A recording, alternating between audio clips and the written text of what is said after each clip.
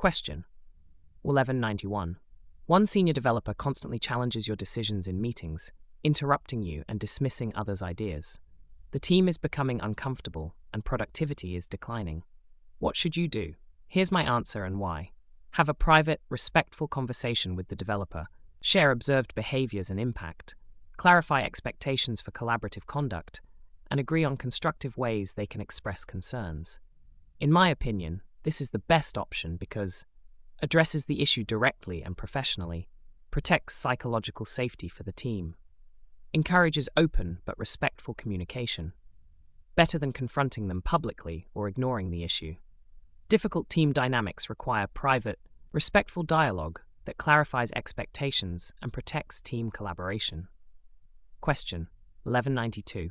A team member consistently argues against estimates during planning sessions, insisting the team is too slow, creating tension and slowing down discussions. What should you do? Here's my answer and why. Hold a one-on-one discussion to understand their concerns, explain estimation principles, and align on constructive ways to raise objections without disrupting the team. In my opinion, this is the best option because encourages collaborative understanding, reduces conflict in planning sessions, clarifies shared estimation processes, better than shutting down valid concerns publicly. Difficult behavior during estimation requires private alignment, not public confrontation. Question 1193. A team member frequently misses deadlines and provides excuses, causing repeated delays. The rest of the team is becoming frustrated. What should you do?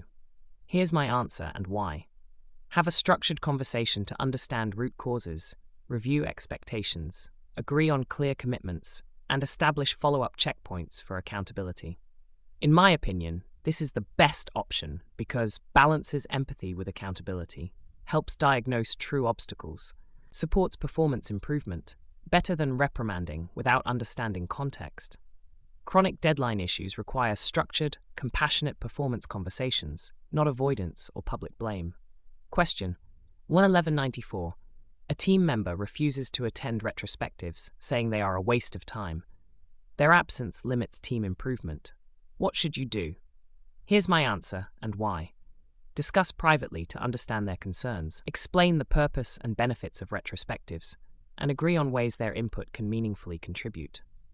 In my opinion, this is the best option because addresses resistance constructively, helps the team member feel heard, reinforces agile improvement culture, better than forcing participation without understanding. Resistance to agile rituals is best resolved through dialogue and alignment, not pressure or avoidance. Question 1195. A normally high-performing engineer begins acting dismissive toward peers and rejects any feedback. Conflict is rising, and teammates feel intimidated. What should you do? Here's my answer and why. Have a private conversation highlighting observed behaviors, their impact on the team, and expectations for respectful collaboration, while offering support if underlying issues exist. In my opinion, this is the best option because balances accountability with empathy, reinforces team norms and psychological safety, protects team cohesion, better than tolerating toxic behavior due to past performance. Performance does not excuse harmful behavior. Respectful private dialogue is required. Question 1196. A team member constantly spreads negativity, criticizing decisions and demotivating colleagues. Morale is declining. What should you do? Here's my answer and why. Speak privately with the individual, share specific examples of negative behavior, discuss its impact, and agree on constructive ways for them to raise concerns. In my opinion, this is the best option because addresses morale impact directly, encourages solution-oriented communication, protects team energy and psychological safety, better than confronting negativity publicly. Addressing negativity requires direct, empathetic communication to restore healthy team dynamics. Question 97. A team member frequently interrupts others, dominates discussions, and prevents quieter colleagues from sharing ideas. Collaboration is suffering. What should you do? Here's my answer and why. Have a private discussion, explaining the impact of dominating behavior, and set expectations for balanced participation. Offer facilitation techniques to support inclusive conversations. In my opinion, this is the best option because corrects behavior respectfully, encourages inclusive culture, protects idea diversity and team balance, better than calling them out in a meeting. Dominating behavior must be addressed directly and respectfully to restore inclusive collaboration. Question 1198. A team member refuses to adopt new processes introduced by the team, saying, "I've always done it my way," leading to inconsistency and confusion. What should you do? Here's my answer and why. Discuss their concerns privately, explain the rationale behind the new processes, and agree on expectations for consistent adoption while allowing space for feedback. In my opinion, this is the best option because combines empathy with accountability, reinforces process consistency, supports change adoption, better than forcing compliance aggressively. Process resistance requires understanding motivations while ensuring consistent team alignment. Question 1199. A team member frequently escalates minor issues directly to leadership without discussing them with the team first, causing unnecessary anxiety. What should you do? Here's my answer and why. Discuss escalation protocols privately, explain appropriate channels, clarify what should be handled within the team first, and agree on when leadership escalation is appropriate. In my opinion, this is the best option because restores proper communication flow, reduces unnecessary escalations, preserves team autonomy, better than reprimanding them publicly. Escalation misuse requires education, boundaries, and clarity, not blame. Question 1200. A team member displays passive-aggressive behavior, agreeing verbally but not following through, causing hidden delays. What should you do? Here's my answer and why. Meet privately, describe the behavior with examples, clarify the impact, agree on explicit deliverables with timelines, and schedule follow-ups to ensure accountability. In my opinion, this is the best option because addresses behavior with specificity, balances empathy with performance expectations, restores clarity and accountability, better than hoping behavior improves on its own. Passive-aggressive behavior requires direct, structured accountability conversations to ensure reliability. Question 1201. A developer delivered a feature with multiple defects, delaying integration. They seem unaware of the quality issues and believe they did a great job. You need to address this without damaging morale. What should you do? Here's my answer and why.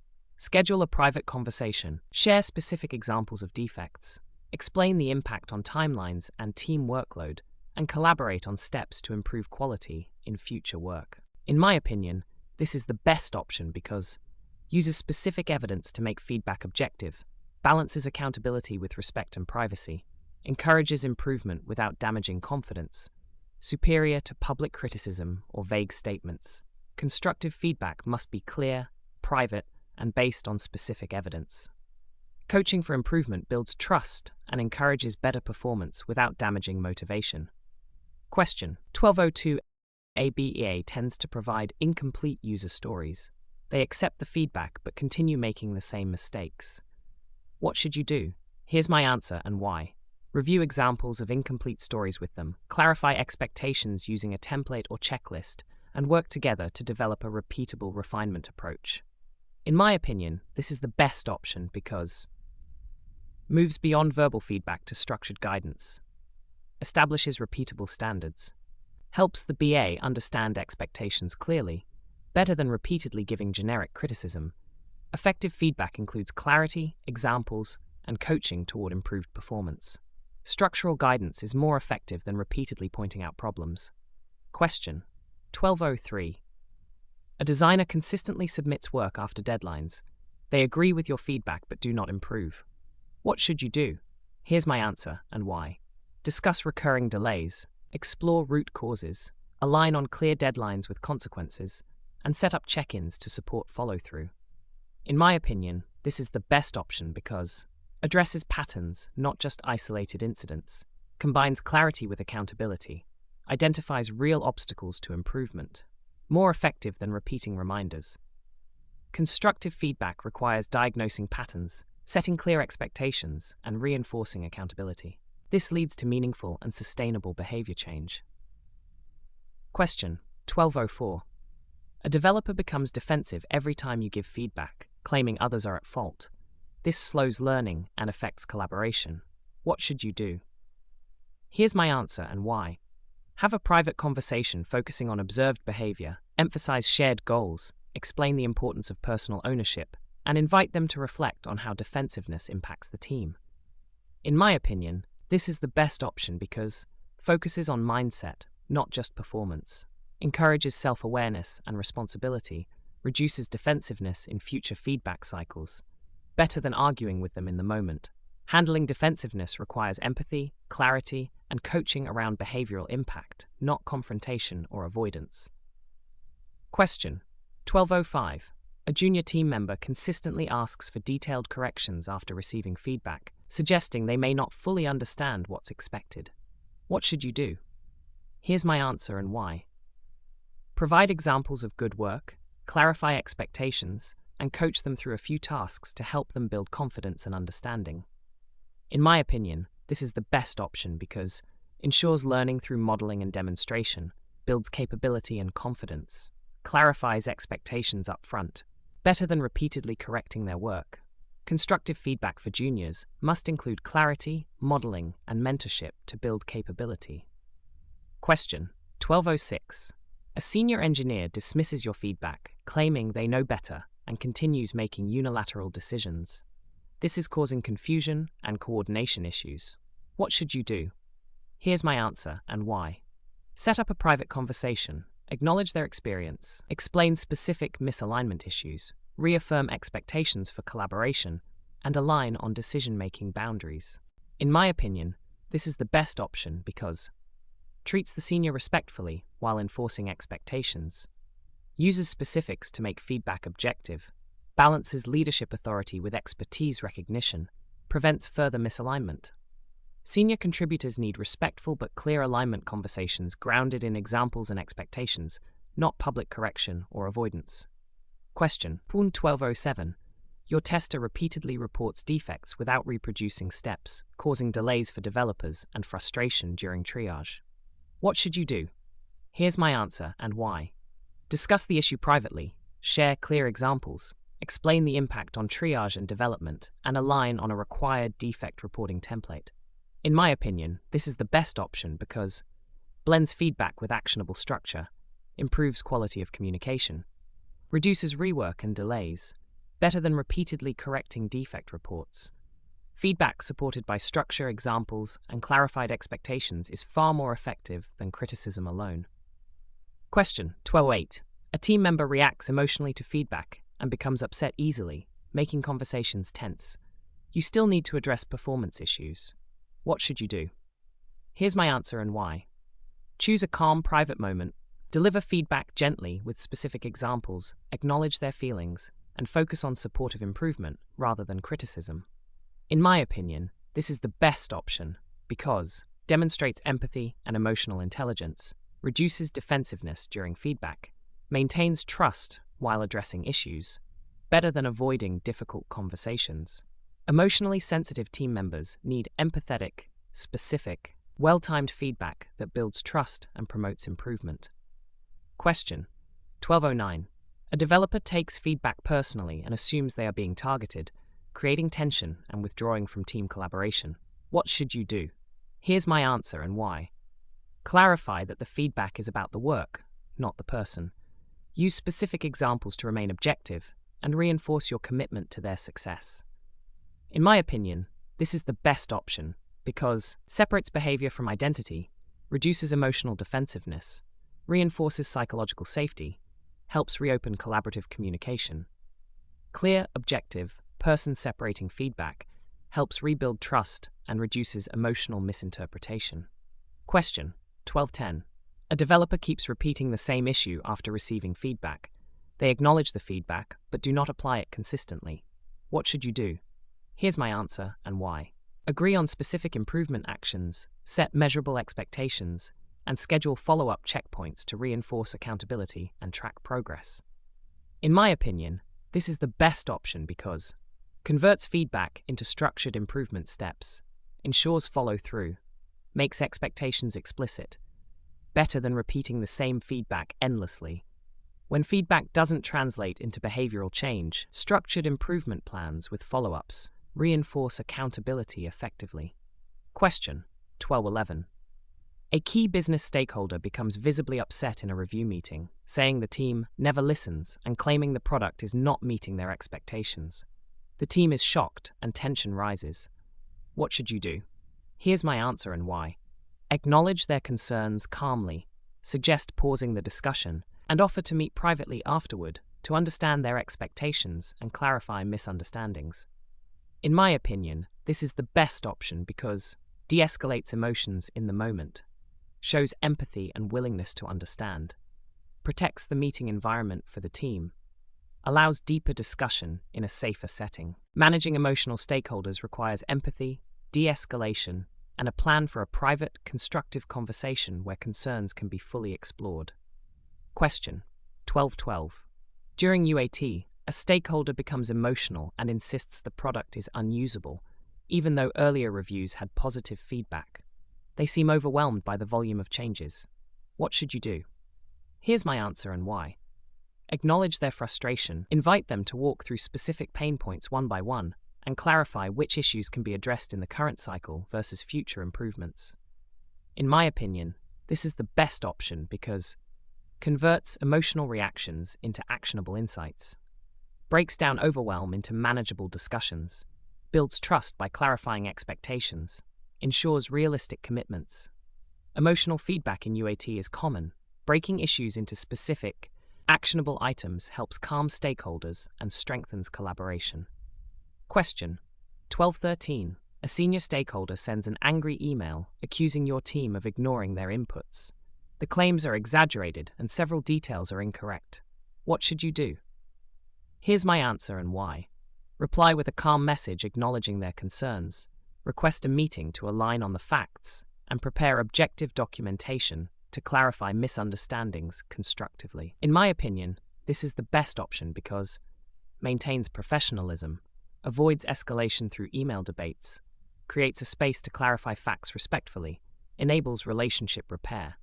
Emotional emails need calm, factual, and empathetic handling. Moving the conversation offline reduces the risk of misinterpretation. Question 1214. In a steering committee review, a stakeholder becomes emotional, saying the project is going off the rails, even though metrics show it is on track. What should you do? Here's my answer and why.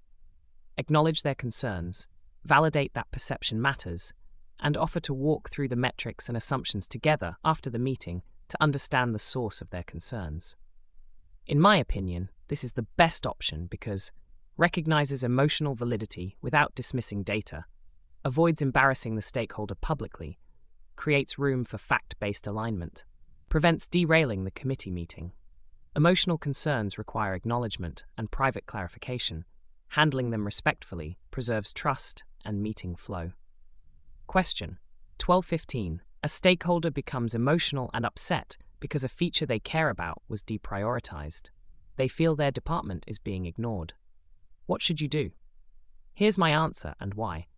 Speak with them privately, empathize with their disappointment, explain the prioritization criteria transparently, and discuss how their feature fits into future roadmap planning. In my opinion, this is the best option because balances empathy with transparency, clarifies decisions without invalidating feelings, preserves trust through open communication, better than defending the decision aggressively. Stakeholders need empathy and transparency when decisions affect their priorities. A clear, respectful conversation builds alignment. Question 1216. A stakeholder starts crying during a meeting due to project stress, apologizing repeatedly and saying they are overwhelmed. The team is unsure how to proceed. What should you do? Here's my answer and why. Pause the meeting gently, acknowledge their stress, offer a short break, and propose a separate conversation later to explore how the team can better support them. In my opinion, this is the best option because responds with compassion and respect, reduces pressure in the moment, provides emotional safety for everyone, allows deeper discussion in a more comfortable environment. Emotional overwhelm must be handled with sensitivity. Providing a break and following up privately supports well-being and team confidence. Question 1217. A stakeholder becomes frustrated and raises their voice on a call, insisting your team caused delays despite evidence showing external dependencies were responsible. What should you do? Here's my answer and why. Stay calm, acknowledge their frustration, propose reviewing the facts together after the call, and maintain professional tone to prevent escalation. In my opinion, this is the best option because de-escalates confrontation, separates emotion from factual analysis, preserves professionalism, avoids public embarrassment for the stakeholder. Emotional escalation requires calm responses and shifting detailed discussions to a private, fact-based setting. Question 1218. A stakeholder feels ignored because their feedback wasn't included in the last release. They express disappointment emotionally and say the team doesn't value them. What should you do? Here's my answer and why. Acknowledge their feelings, explain transparently how prioritization decisions were made, and show where their feedback is planned for future iterations. In my opinion, this is the best option because validates emotions without overpromising, provides clarity about why decisions were made, strengthens trust through transparency, helps stakeholders feel valued and heard. Stakeholders need validation and transparency, especially when their inputs influence decisions. Balanced communication prevents long-term dissatisfaction. Question 12-119. A stakeholder becomes frustrated and emotional whenever project risks are discussed, insisting that everything should already be handled. Their reactions discourage open risk conversations. What should you do? Here's my answer and why. Speak privately, acknowledge their frustration, explain the value of transparent risk discussion, and agree on a communication format that feels less overwhelming to them. In my opinion, this is the best option because builds understanding of risk management, reduces emotional barriers, preserves open communication, creates a more supportive environment. Emotional responses to risk discussions require empathy and adjustments in communication, not avoidance or force. Question 1220. A stakeholder becomes emotional when a dependency partner misses deadlines, accusing your team of poor management. They feel helpless and uninformed. What should you do? Here's my answer and why. Acknowledge their frustration, calmly explain the dependency situation, outline mitigation steps, and agree on a more frequent update cadence to help them feel informed.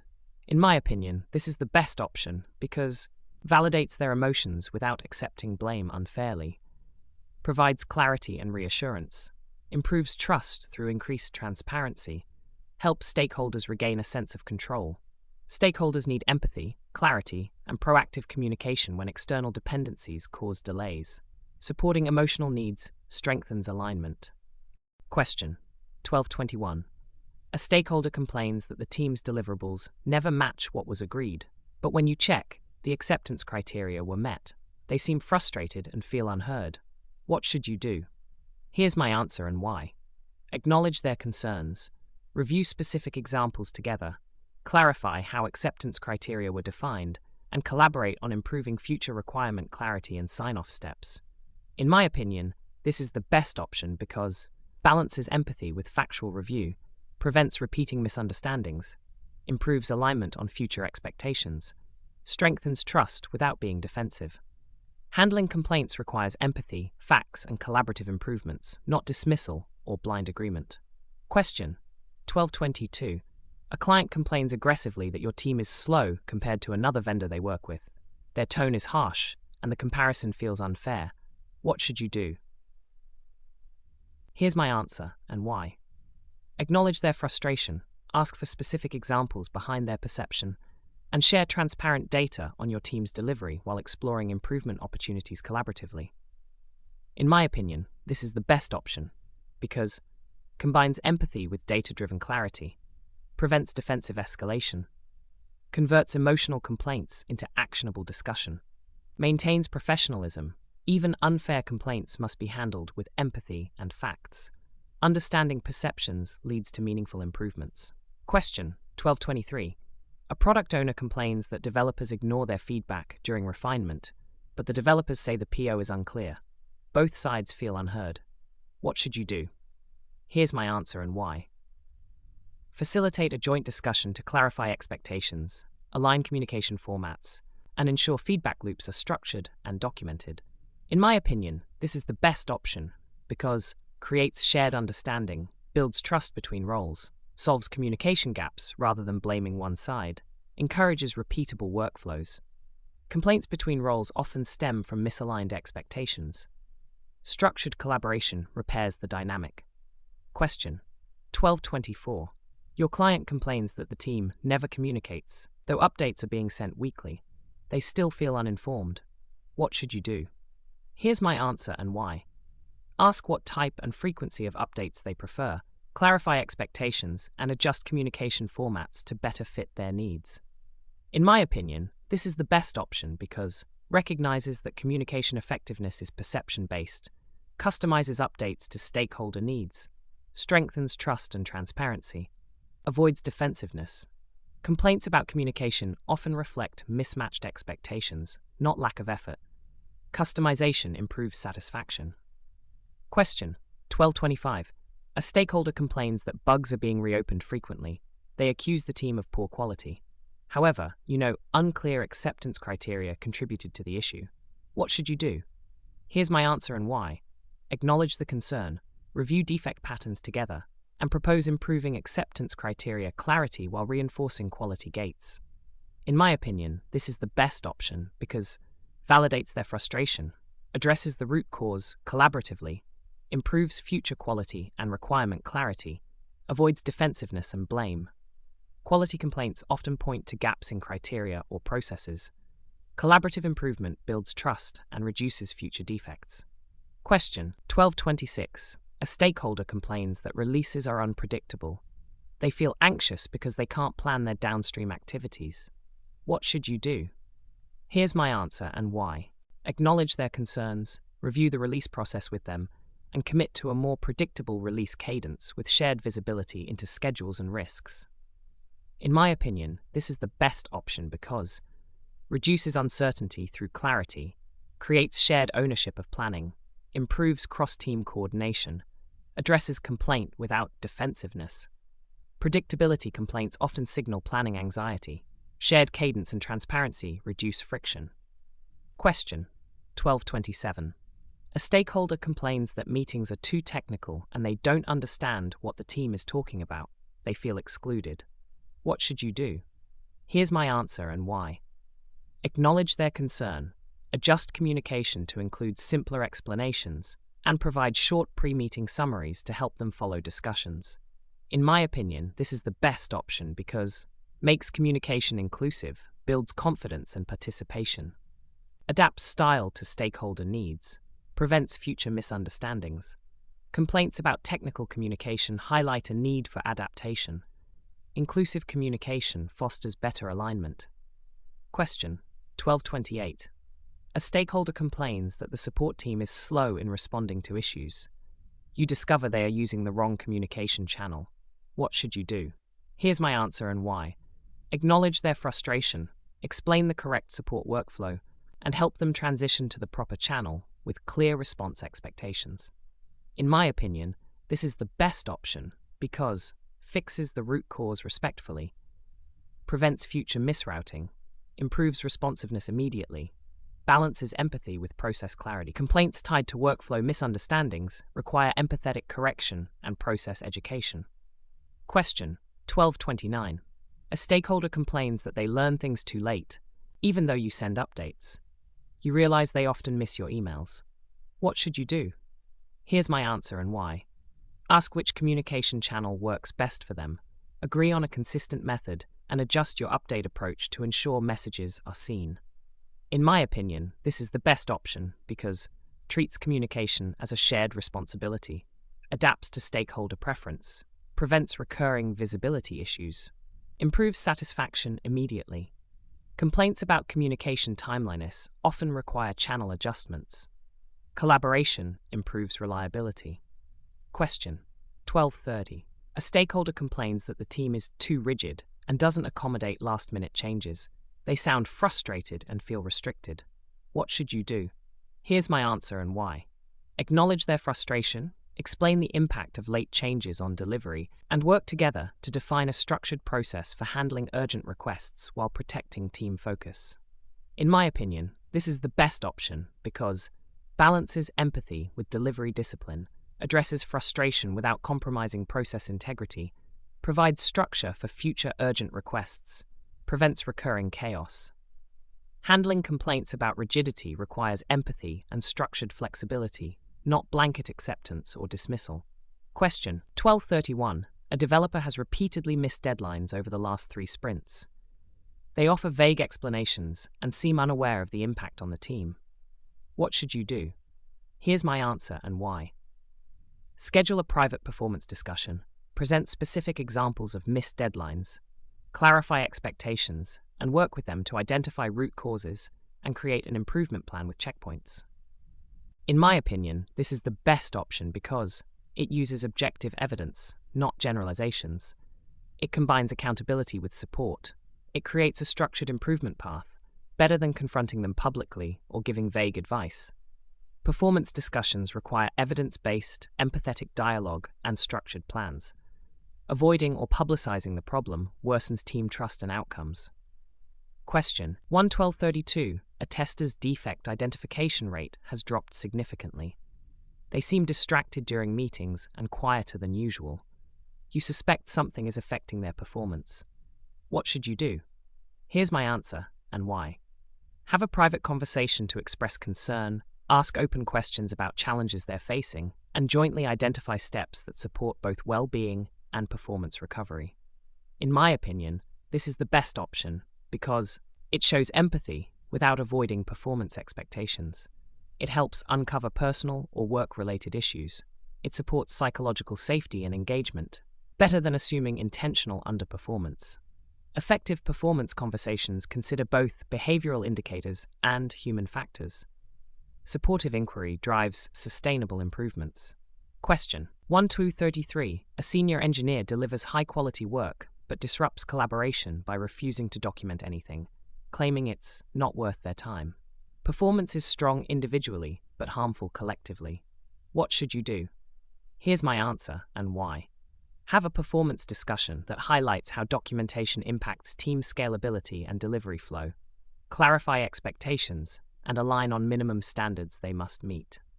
In my opinion, this is the best option because it frames documentation as a performance expectation, ensures collaborative responsibilities are met, balances recognition of their strengths with required improvements, better than allowing individual preferences to harm team performance. Performance includes collaboration and knowledge sharing. Addressing gaps respectfully but firmly supports team-wide success. Question 1234. A new team member is struggling with productivity and requires constant guidance. Senior team members are getting frustrated with the extra work. What should you do? Here's my answer and why. Have a private discussion with the new member to assess understanding gaps, provide structured onboarding support, and set realistic short-term performance goals. In my opinion, this is the best option because addresses performance while supporting learning, reduces burden on senior members through structure, builds confidence and clarity for the new hire, better than expecting immediate independence. Structured onboarding and aligned expectations improve early performance and reduce tension between new and senior team members. Question 1235. A reliable team member has shown signs of burnout, reduced attention to detail, slower delivery, and emotional fatigue. Their performance has slipped noticeably. What should you do? Here's my answer and why. Initiate a compassionate performance conversation, share observed changes, explore workload and personal stress factors, and adjust responsibilities temporarily while creating a recovery plan. In my opinion, this is the best option because balances well-being with accountability, shows genuine care while addressing performance, prevents long-term burnout and turnover, demonstrates responsible leadership. Burnout affects performance and engagement. Compassionate inquiry paired with structured support is the most balanced response. Question 1236. A team member consistently ignores peer feedback and makes the same mistakes. Peers are frustrated and the cycle is repeating. What should you do? Here's my answer and why. Hold a direct performance discussion, share concrete examples of repeated issues, clarify expectations, and agree on an action plan that includes peer review checkpoints. In my opinion, this is the best option because elevates recurring issues to a performance topic, provides clarity and accountability, supports peer collaboration, breaks the cycle of repeated feedback, Recurring mistakes require structured performance intervention. Clarity and checkpoints support sustainable improvement. Question 1237.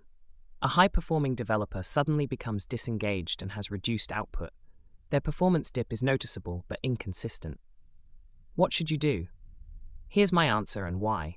Have a private discussion expressing observations, ask open-ended questions to understand the cause, and jointly create a path to restore consistent performance. In my opinion, this is the best option because addresses the change early before it worsens, shows support while maintaining accountability, encourages transparency about personal or work issues, better than assuming laziness or ignoring the pattern. Performance dips must be addressed with care and curiosity. Early, empathetic intervention prevents long-term decline. Question 1238. A team member reacts defensively whenever performance is mentioned and tries to shift blame to others. The behavior is affecting morale. What should you do? Here's my answer and why. Hold a private conversation focusing on specific behaviors rather than character. Explain the impact on team morale and guide them toward acknowledging their role and developing improvement steps. In my opinion, this is the best option because addresses defensiveness constructively, uses evidence-based feedback, encourages self-awareness and accountability, protects team morale. Performance discussions must separate behavior from identity. Addressing defensiveness privately encourages accountability. Question 1239. A team member's performance has declined, and they often miss meetings. They say they are too busy, but workload analysis shows otherwise. What should you do? Here's my answer and why. Hold a focused performance conversation, present attendance and workload data, explore possible non-work barriers, and align on expectations and support needed. In my opinion, this is the best option because combines factual evidence with empathetic inquiry, ensures clarity on expectations, helps uncover hidden reasons for disengagement, reinforces accountability. When performance issues involve attendance or engagement, clear evidence and empathetic inquiry create the best foundation for resolution. Question 1240. A team member consistently refuses to follow coding standards, causing rework. They argue that their way is better, despite repeated reminders. What should you do? Here's my answer and why. Hold a performance discussion, emphasizing the importance of shared standards, show clear examples of how deviations cause rework, and align on mandatory compliance moving forward. In my opinion, this is the best option because establishes non-negotiable expectations, uses evidence to clarify impact, reinforces team-wide consistency, corrects behavior without attacking competence. Performance discussions around standards require clarity, evidence, and firm alignment. Consistency benefits the entire team. Question 1241. A senior leader challenges your project timeline in a leadership meeting, claiming the team is moving too slowly, even though the plan was previously approved. The team feels demoralized by the comment. What should you do? Here's my answer and why. Speak with the senior leader privately after the meeting, present supporting data behind the timeline, clarify assumptions, and align on realistic expectations before communicating back to the team. In my opinion, this is the best option because it protects the team while addressing leadership concerns respectfully, uses data to clarify misunderstandings, maintains a healthy relationship with leadership, better than confronting them in public or ignoring their frustration. Managing conflicts with senior leaders requires calm, evidence-based dialogue outside the public forum. Protecting team morale while aligning expectations is critical. Question 1242. A senior executive insists on adding a new feature mid-release without adjusting deadlines. You know the team cannot meet both the new scope and the original delivery date. What should you do? Here's my answer and why. Request a meeting with the executive to discuss the impact of the new feature using data, propose trade-offs, timeline, scope, or resources, and seek alignment on a feasible adjustment.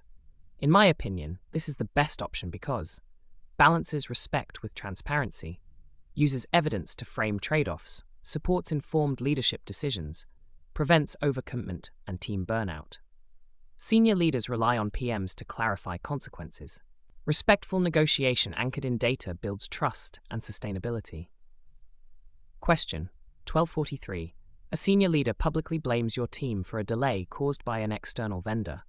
The team is upset and wants you to correct the leader immediately. What should you do? Here's my answer and why. Address the issue with the leader privately, share accurate facts, clarify root causes, and request a corrected message to stakeholders to preserve fairness and morale.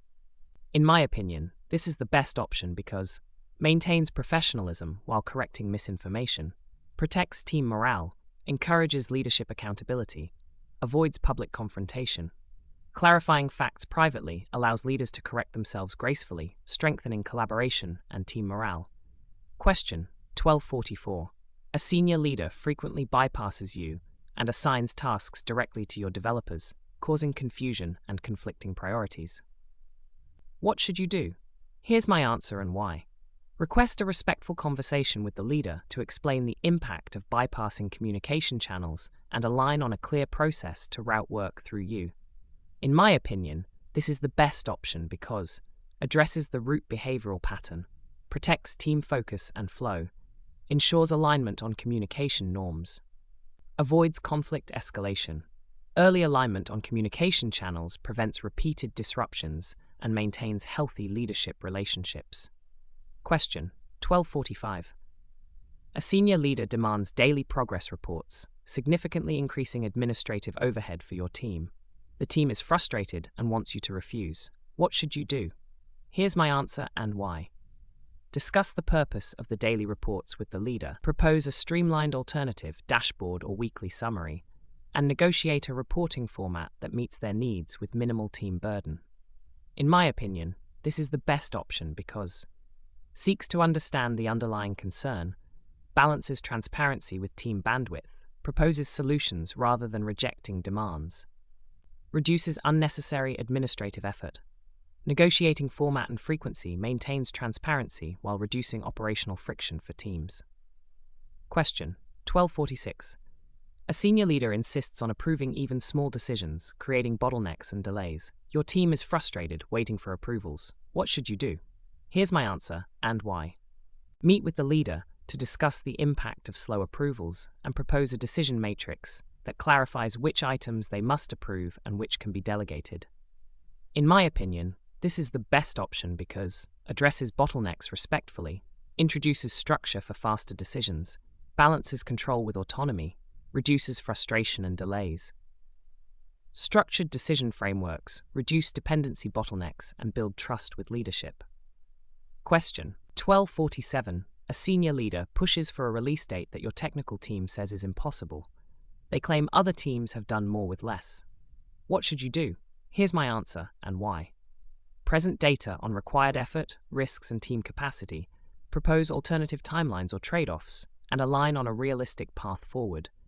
In my opinion, this is the best option because uses data, not emotion, to address unrealistic expectations, supports informed executive decision-making, protects team well-being, demonstrates responsible leadership. Senior leadership expects transparency on feasibility. Data-driven negotiation builds alignment and credibility. Question 1248. A senior leader frequently criticizes your team's performance in executive meetings without prior discussion. You want to address this behavior, but it's politically sensitive. What should you do? Here's my answer and why. Request a one-on-one conversation.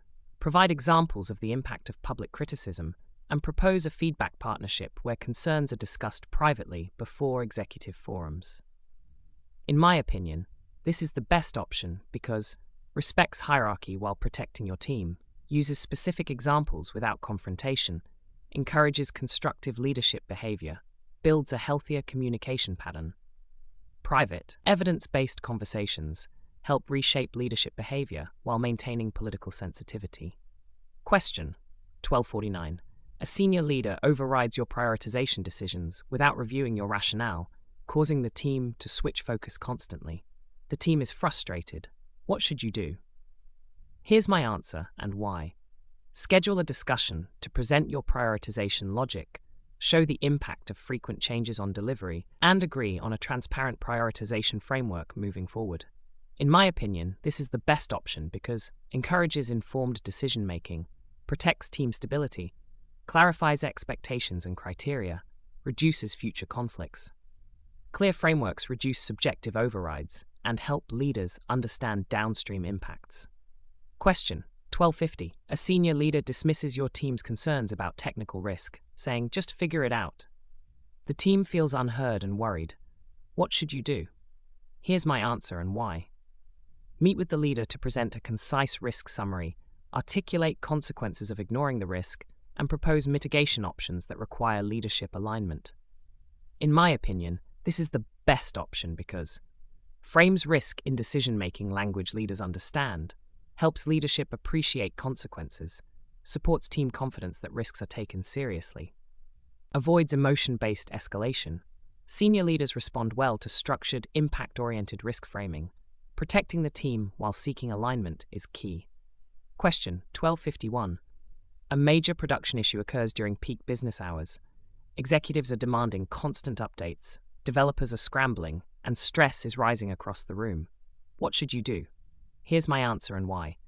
Stay composed, establish a structured incident channel, assign clear roles, communicate concise updates at agreed intervals, and shield the technical team from unnecessary interruptions. In my opinion, this is the best option because demonstrates calm leadership and provides structure, reduces noise so the team can focus on resolving the issue, creates predictable communication for executives, prevents escalation of panic, unlike reactive communication.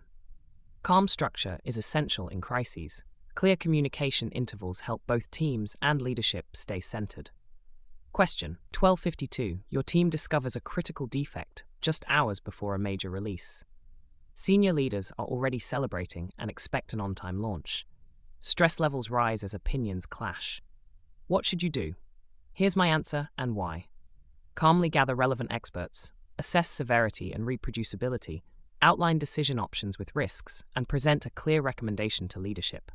In my opinion, this is the best option because creates a fact-based conversation instead of emotional reactions, ensures leadership understands consequences, helps the team feel supported and focused, enables risk-informed decision-making.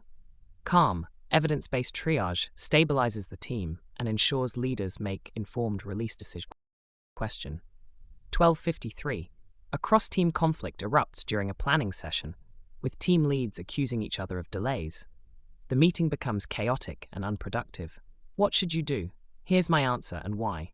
Pause the discussion, re-establish meeting structure, separate facts from accusations, and facilitate a calm, solution-oriented dialogue.